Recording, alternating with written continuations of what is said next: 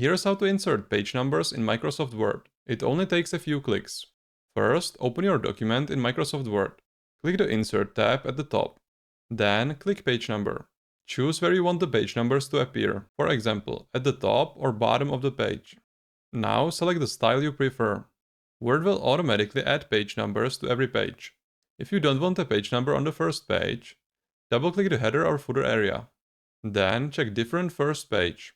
This removes the number from the first page only. If you want the numbering to start from a specific number, for example, page count starting with number 1 from the second page, click Page Number again. Then choose Format Page Numbers. Here you can set the starting number to 0. Now the second page is starting with number 1. When you're done, click Close Header and Footer. And that's it. Page numbers are now added to your document. If this helped, you can support me on Buy Me a Coffee. Here's the next video for you.